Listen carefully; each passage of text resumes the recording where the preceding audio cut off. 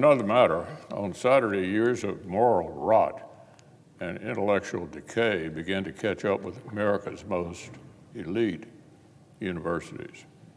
The president of the University of Pennsylvania resigned 4 days after failing to state whether calls for genocide against Jews constituted bullying or harassment under her institution's conduct policy. In the face of an alarming wave of vile anti-Semitism, including death threats on college campuses, the heads of Penn, Harvard, and MIT did everything they could to avoid condemning one of the world's oldest forms of hatred. Of course, the Ivy League administrators' lack of moral clarity is not a recent development. For more than 2 months now, universities across the country have been engaged in an embarrassing public cycle of equivocations and apologies. And for years, elite institutions have sheltered despicable anti-Semites under the guise of academic freedom and let them poison a generation of young minds with hateful postmodern ideologies.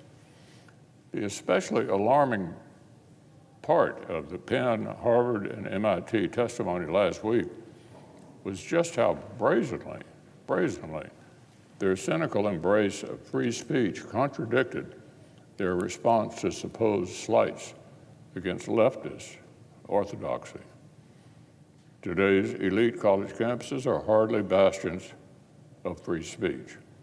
The Ivy League's enforcement of speech restrictions against a laundry list of wrongthink and microaggressions would make censors in Pyongyang blush.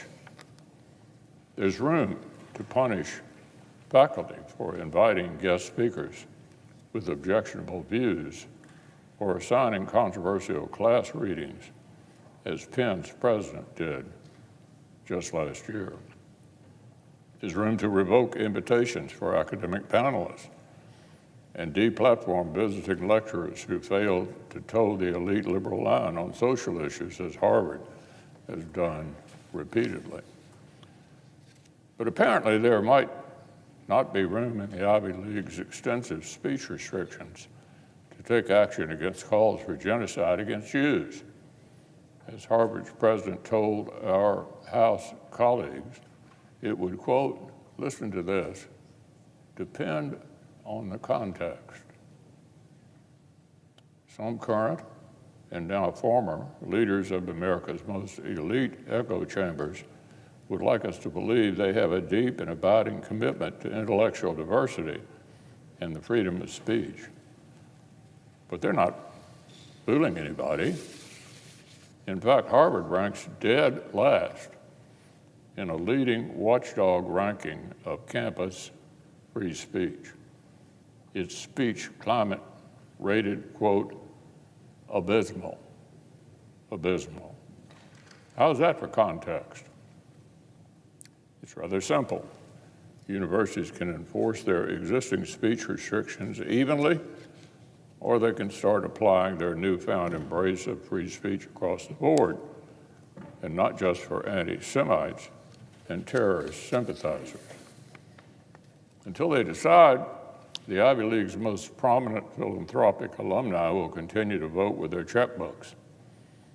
Harvard alone is reportedly facing more than $1 billion in canceled donations over its president's astounding failure. Even with their gargantuan tax-free endowment, that's real money.